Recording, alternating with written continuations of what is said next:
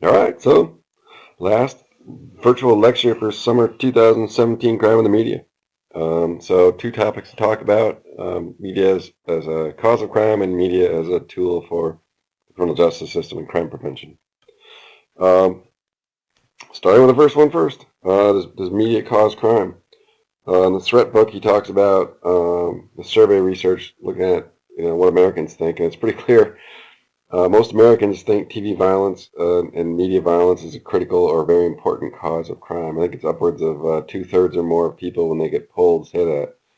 Um, Over a quarter feel that movies, TV, and the internet combined are a primary cause of gun violence. Um, so that sort of media violence frame is pretty well supported in the American public mind, at least. And so what I want to talk a bit about is what we know from a science perspective, and talk about the different forms of media and the extent to which we can say scientifically they are correlated or cause crime. So recognize there's a variety of media. There's a body of research on all that different stuff, and it's pretty intricate. But there's reason for concern. Media has gotten sort of more graphic, more violent, and with the new media, it's gotten more interactive and more immersive. But recognize even in my days, people played a board game called Dungeons and Dragons, and people were concerned about the violence and the immersion and all the other stuff. So it's that idea has been around for a very long time. Um, this would be the point where I ask my students if we were face to face. Recent crimes where the media has been proposed as a cause. The one that leaps to my mind is Sandy Hook. There was all this talk about Adam Lanza, and he sat at home and played first-person shooter games for hours by himself, and whether that played a role in what he did at Sandy Hook. So, um, anytime something violent and usually gun-related comes up, one of the things people talk about in Columbine, which was a school shooting more when I was in college, Marilyn Manson and other sort of out there music was blamed as a primary cause. So, there's reason to think that exposure might cause crime. There's a pretty big split in terms of how sociology sees it and how psychology sees it. Sociologists, sort of following the lead of Edwin Sutherland, basically take a pretty skeptical view that they think learning, for the most part, occurs in family and peer groups, and that the sort of impersonal media doesn't play much of a role. Sutherland kind of laid that down, and he's a pretty popular figure in criminology, so sociologists tend to follow that line of reasoning.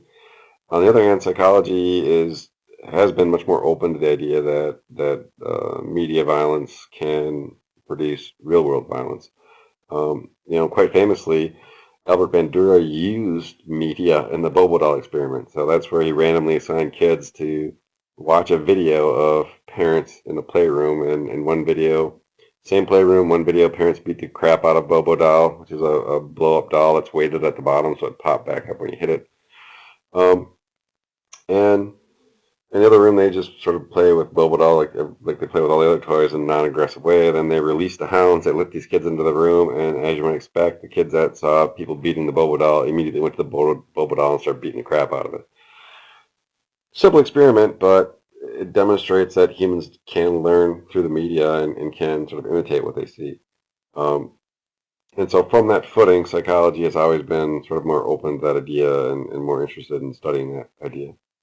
Early on, there were sort of two competing hypotheses. The cathartic hypothesis was that, and mostly pushed by media, was that people could essentially get their violence through the media, and so they'd be less likely to use it in the real world. They sort of have this catharsis while watching violent media, and so they wouldn't have to get angry and hit somebody. That turns out to be totally bogus. There's no evidence whatsoever that viewing violent media makes people less violent. Um, the reverse is a stimulation hypothesis that violent media in various forms can stimulate aggression or violence. And we'll talk about there's sort of moderate relationship between viewing violence, or interacting with violent media, and engaging in aggression and violence. The issue becomes, there's a correlation that exists in almost every piece of research that's been done, but we don't know whether it's cause and effect. And the two big problems are selection effects and the sort of third variable problems. So selection means people select themselves into situations that are consistent with who they are. So if I'm an impulsive, aggressive person, I'm going to be more attracted to displays of violence, to violent video games, and so on and so forth. Very simple example. Think about who's more likely to play Call of Duty, boys or girls. Some girls play it, yeah, but it's predominantly boys. Why? Because boys are more attracted to that sort of thing. So that's an example of selection effects. And so you have to rule out the fact that some people get attracted to certain forms of media.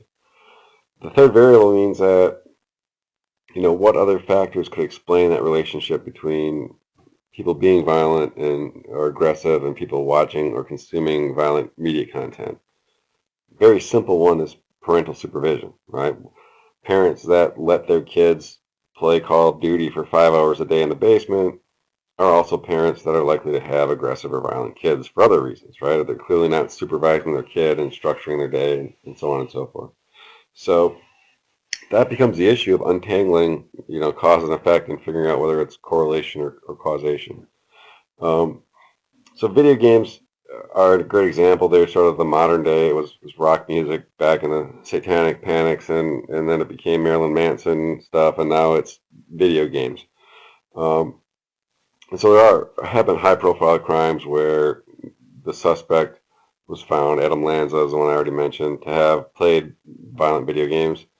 And again, it makes common sense, right? Like you get sort of immersed in this very violent, graphic world that you take on their role that because of those things, you expect it has more of an effect than just watching a violent movie, that you're actually participating, you're actually sort of mimicking the behavior.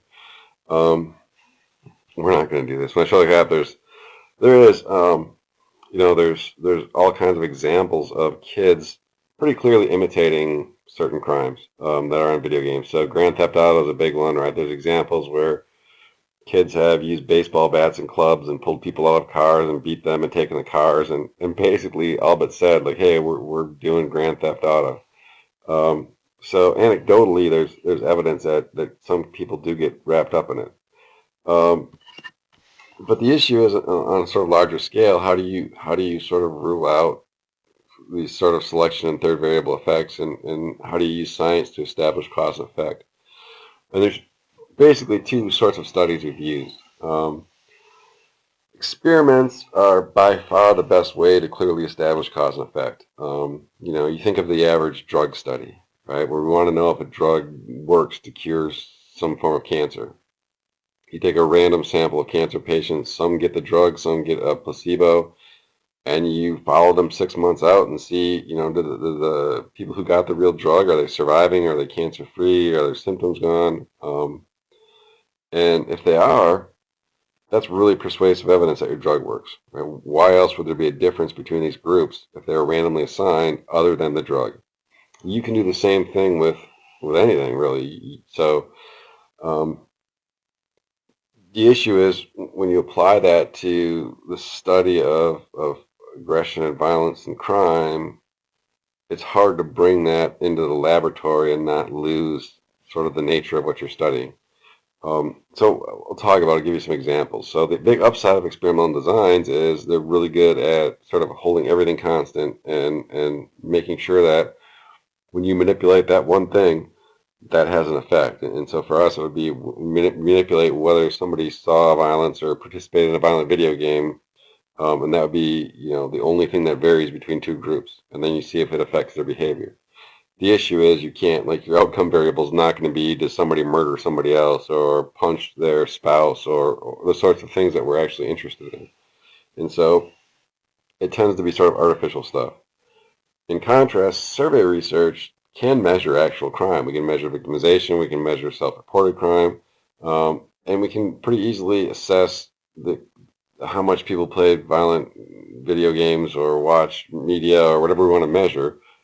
And it's easy to connect those things, right? Mathematics is pretty simple. The people who watch more, consume more violent media, actually engage in more aggression or violence.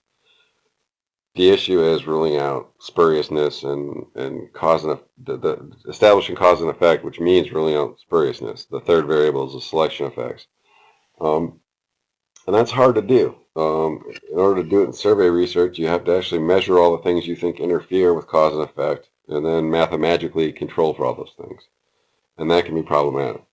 So catch-22, that this design really does a good job of ruling out, establishing cause and effect, but it has this big limitation. This is really good at measuring things out in the wild, but has difficulty establishing cause and effect.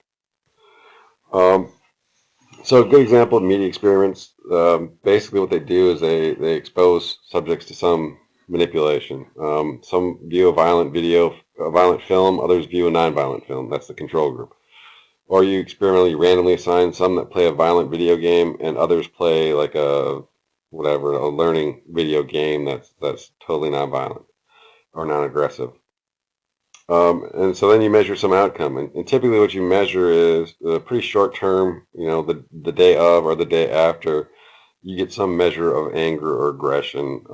And so it's pretty clear when you do that, most of those studies find that it has an impact on this sort of short term aggressive attitudes and behaviors. The issue is, does that extend to the wilds, to actual criminal behavior?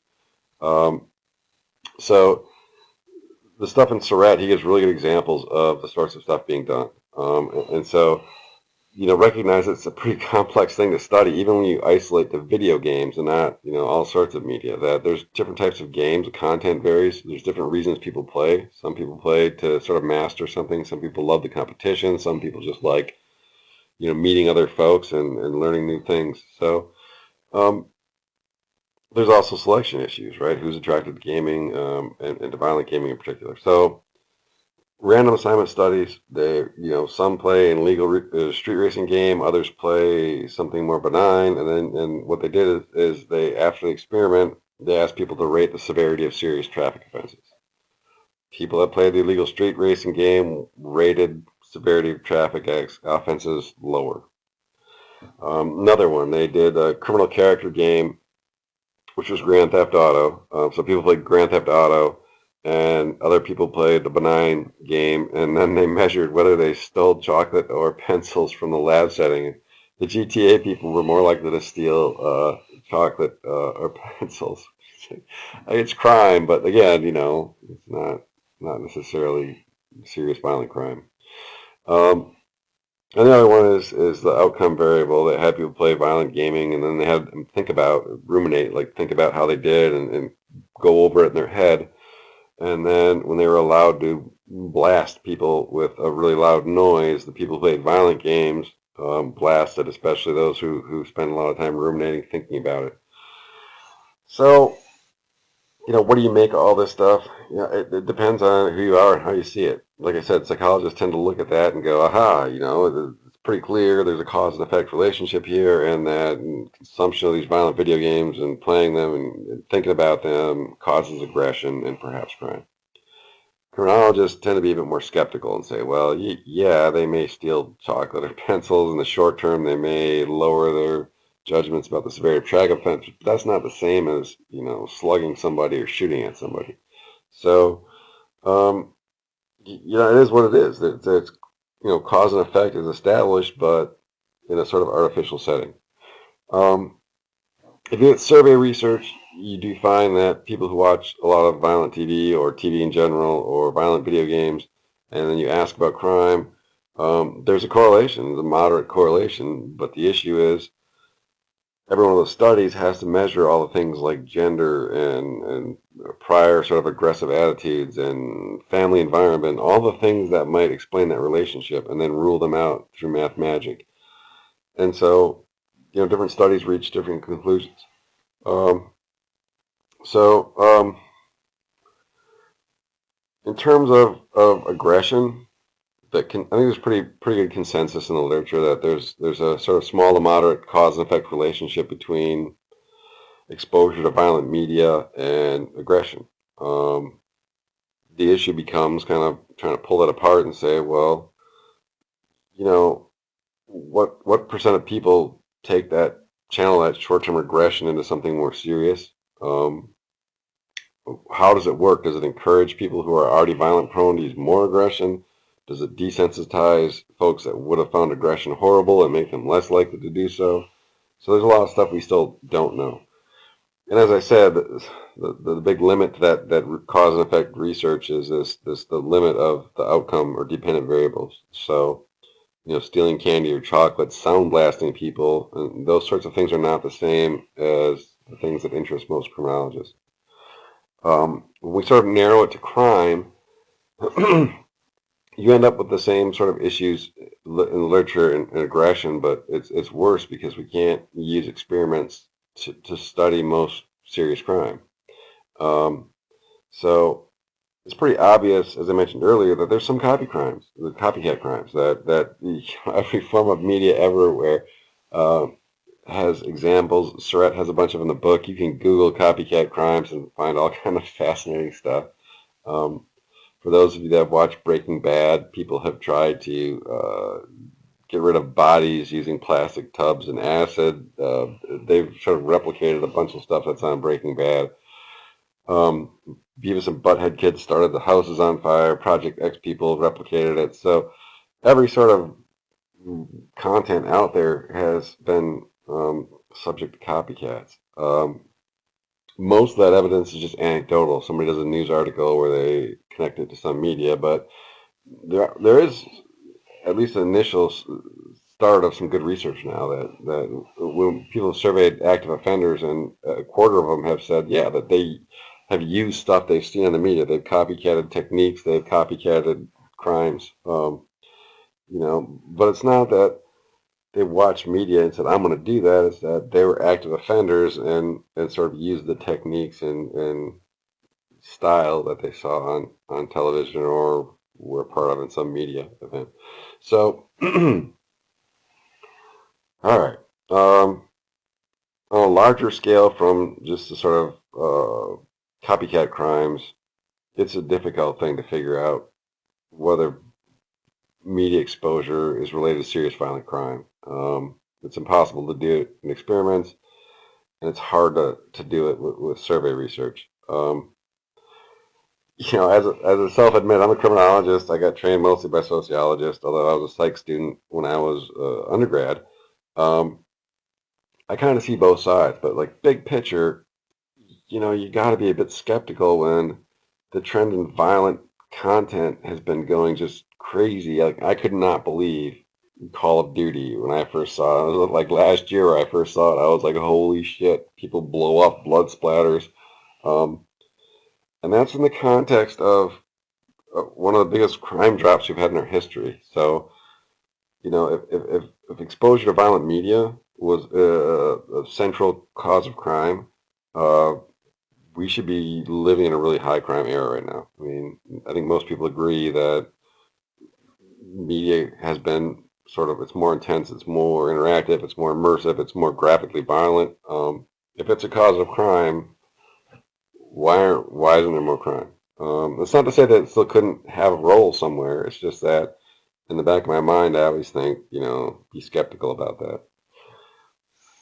There is a crime, terrorism, and again, it's a sort of a special form of copycat crime. And actually, Albert Bandura did one of the sort of groundbreaking research. He looked at, I think it was airplane hijacking, and he analyzed like patterns of how it unfolded, and there'd be like one little bump, and then there'd be this copycat effects where other terrorists would say, "Oh, it's a great idea," generate all this media attention, and so you'd have this bump in airplane hijackings that follow the first one that got media attention.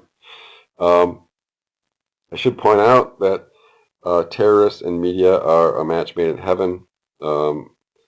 If you think about what the media wants, right? The media wants stuff that's visual, stuff that's emotional, gripping, tells a simple story.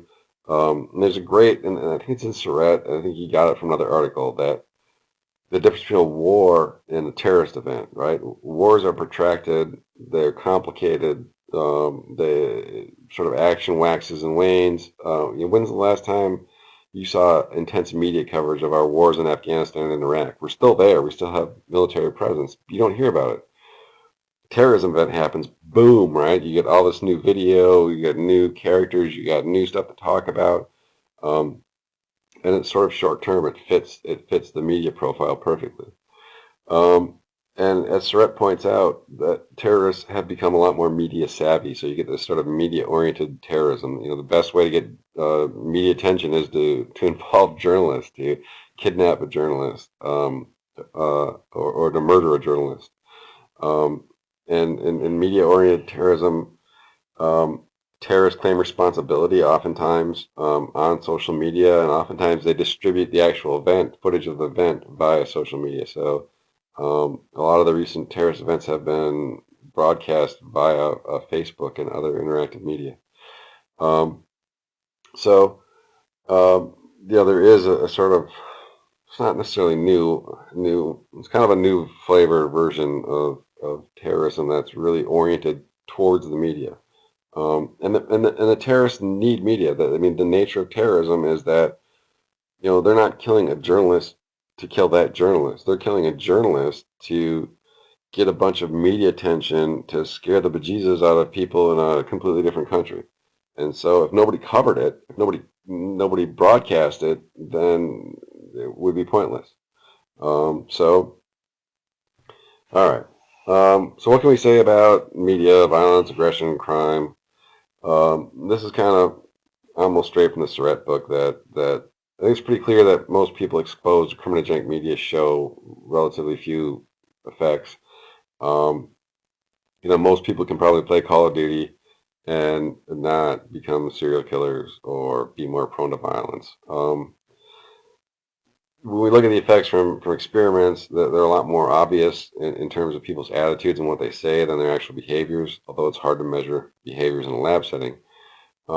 But it also does appear that there's some sort of unknown pool of folks that are more susceptible to media, that they're the ones that imitate what they see and engage in copycat crimes. And so in the Surratt book, and this might be important for the quiz, nudge, nudge, wink, wink, Surratt calls the media a catalytic rudder. And catalytic is sort of gives power to.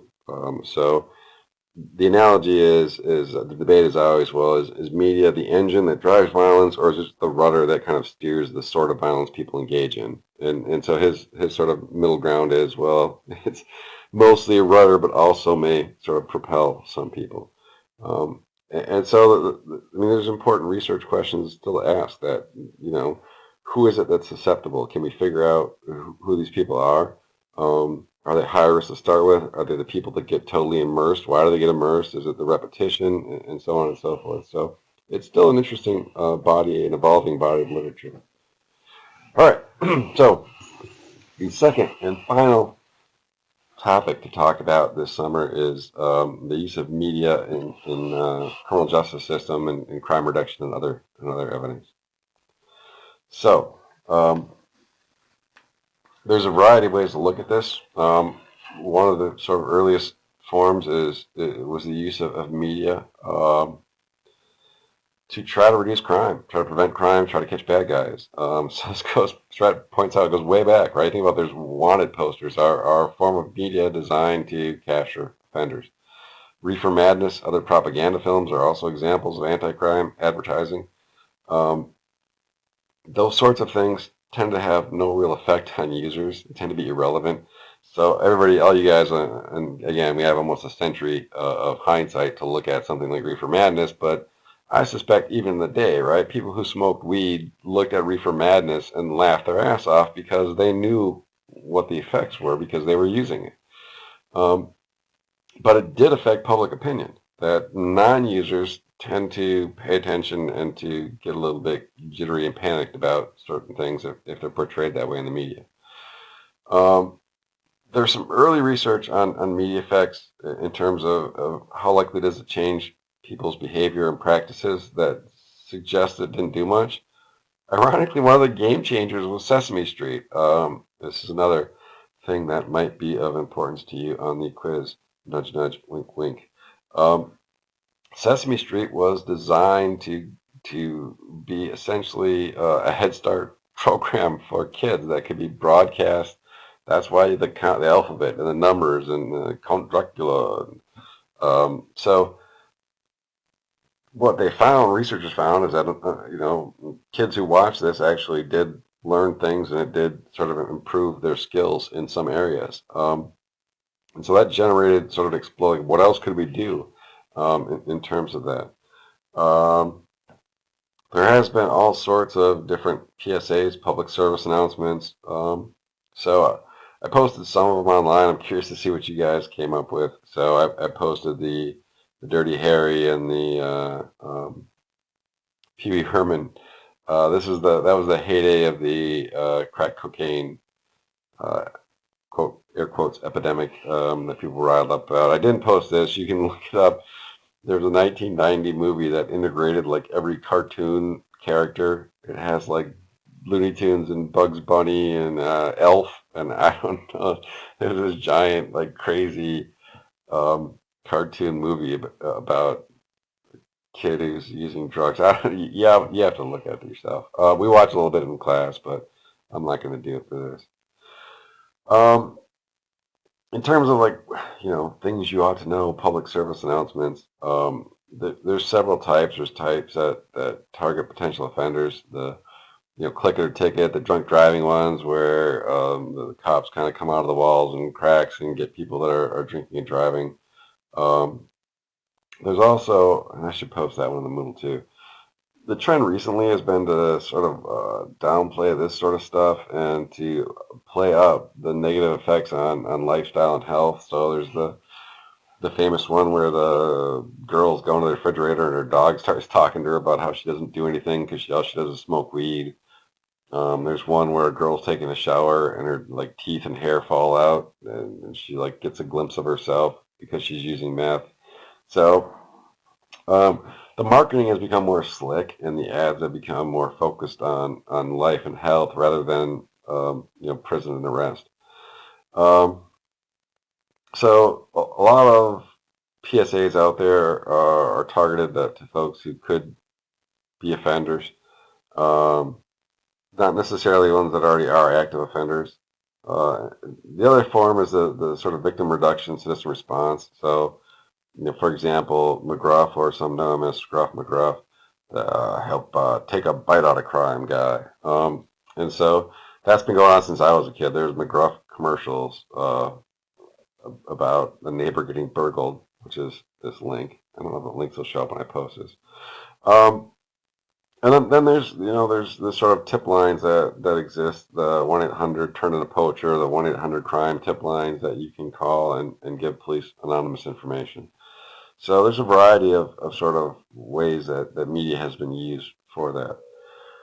What do we know about the effect of PSAs on crime? Not much. It's hard to study, and not many people study it. How would you do the research? Because it gets broadcast to a wide audience.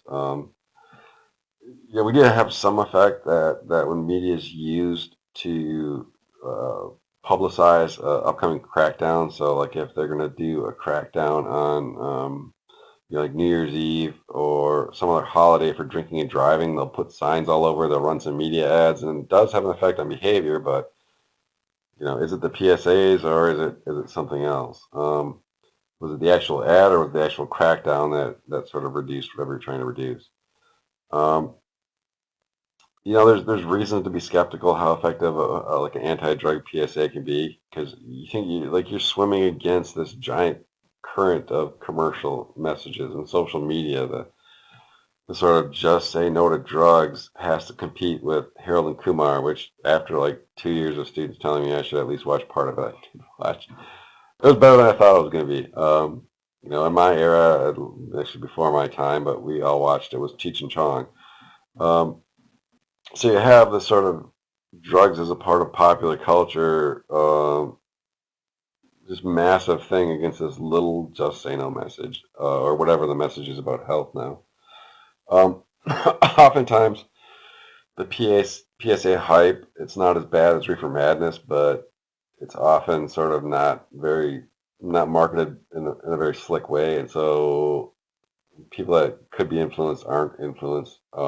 As I mentioned, I think they've gotten better at this. That and they're sort of emphasizing the health and those sort of consequences. They've gotten better. Um, I did post I did post in the Moodle discussion forum last semester. I had a Chinese student who made us aware of Chinese campaigns against things like texting and driving, and you got to check them out. Like, you want to talk about graphic, some pretty graphic stuff, pretty graphic PSAs. Um, so what do we know? Well, the media is most likely to have an effect on people's attitudes, but not necessarily their behaviors. The biggest effect is going to be on non-users and non-criminals. That people who don't have experience are more likely to believe what's being sold in the PSA than somebody who is already a user or already an active offender. And they work best when focusing on health and social consequences as opposed to criminal justice consequences. Um, by the way, all these things would be really good to know for the true false sort of question on a quiz.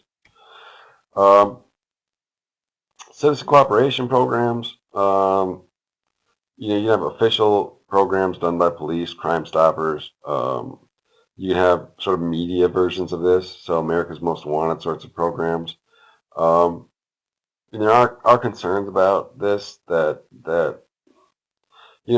especially for something like America's Most Wanted. I used to assign back when I burdened students more than I do now. There's research. It's like everything else. Like, what appears on America's Most Wanted? Is it the typical case? Is it the typical crime? No, it's like the same as everything else. They pick out the craziest, most violent, most interesting cases they can, and so it sort of helps reinforce people's stereotypes about what crime occurs and what happens and so on and so forth. The sort of violent stranger crimes take precedence in America's Most Wanted and similar programs. Um, so, are they effective? Again, it's a really hard thing to research scientifically. I mean, there's some anecdotal evidence. Some Crime Stoppers, some of America's Most Wanted folks do get caught because of those sorts of programs. But how well it works as a general deterrent is pretty doubtful. It has a big impact. Um, all right. So beyond the kind of crime prevention stuff, criminal justice system has pretty widely adopted the use of all sorts of media. Generally, there's sort of a few reasons they do it. One is a sort of money-saving substitute or incentive saving, which I'll get to, substitute for face-to-face interactions. Another is that we're using them to ensure that the people in criminal justice are doing their job correctly and not abusing their powers, and to make sure that they're not getting wrongfully accused of doing certain things.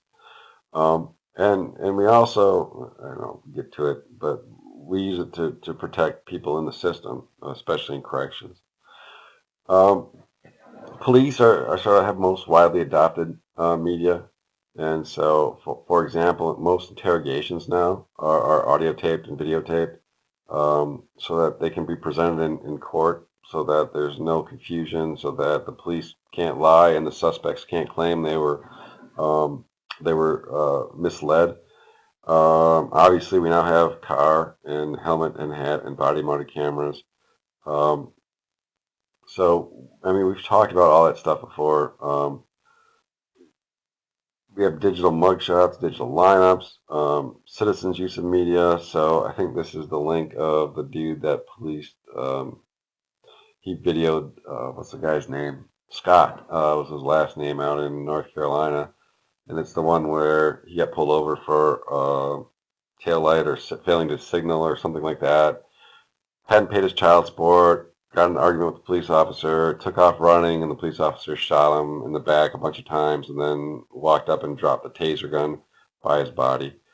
Um, so, um, you know, we've discussed this in the forums a bunch. We've discussed police use of force, the Black Lives Matter movement, and all that.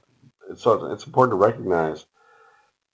I think both liberals and conservatives tend to support the use of media in that sense. liberals more so to keep the police from overstepping their bounds.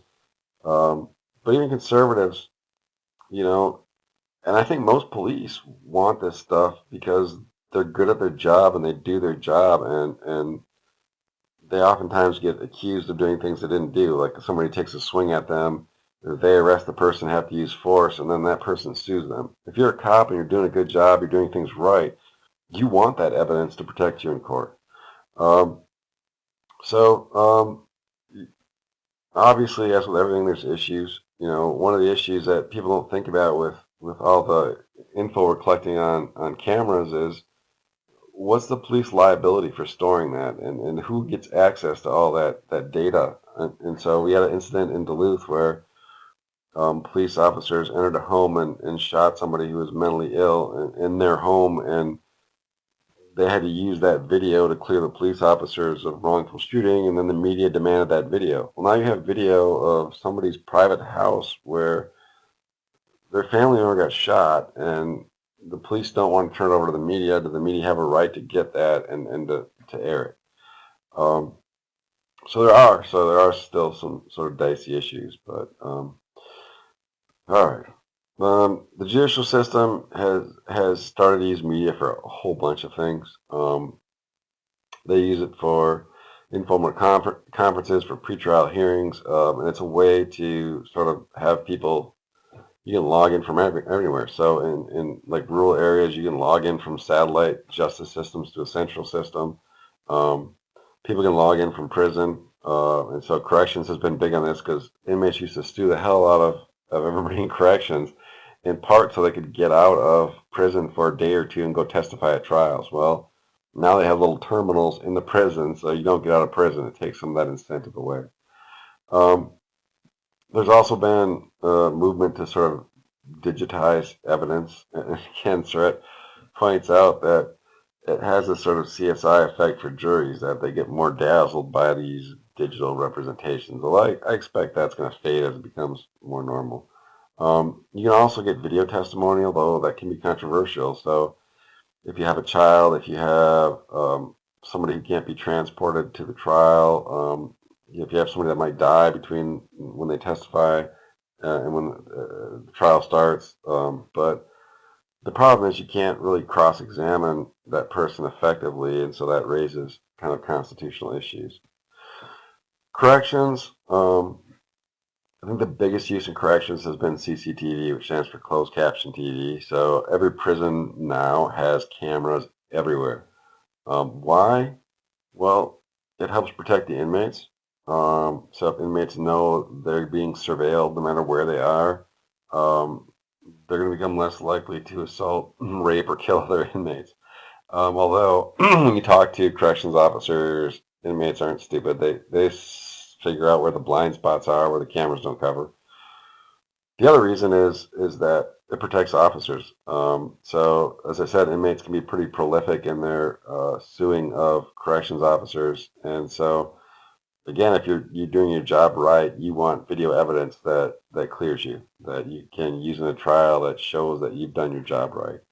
Um, and again, as with judicial stuff, a big use of media in corrections is conferencing. So instead of taking trips to the hospital, inmates can video chat with doctors, and they can have sort of lower paid assistants there on site doing what the doctors tell them to do. It's used to get testimony for lawsuits and to have the process. And so it's a sort of cost and time saver for corrections. Last big area to talk about is the sort of emergence of technology in general as surveillance.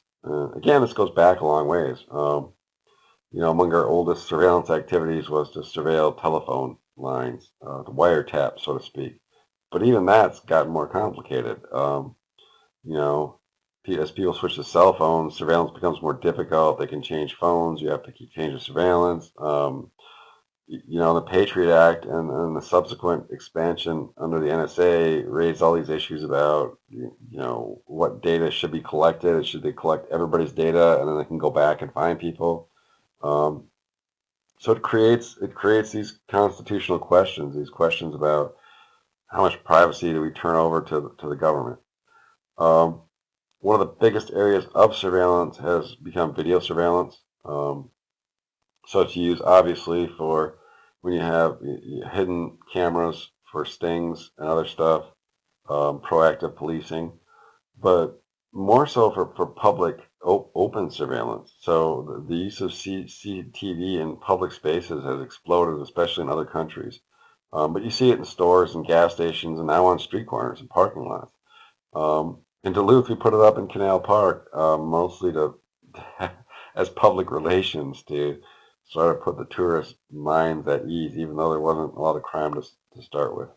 So my quote that I stole from Surratt book is you know pretty accurate. It's gone from a pretty narrow, rare activity based on need. You had to demonstrate to a court that you needed to do a wiretap, and it had to be very explicit who was going to be tapped and for how long, to a pretty sort of common, pervasive form of surveillance. Um, Nowhere is it more so than in European countries, especially the UK. It's a really sort of interesting thing that in the 80s, the United States, we built a shit ton of prisons. And so our idea was to remove the opportunity for people to offend by literally incapacitating them, by putting them inside a prison.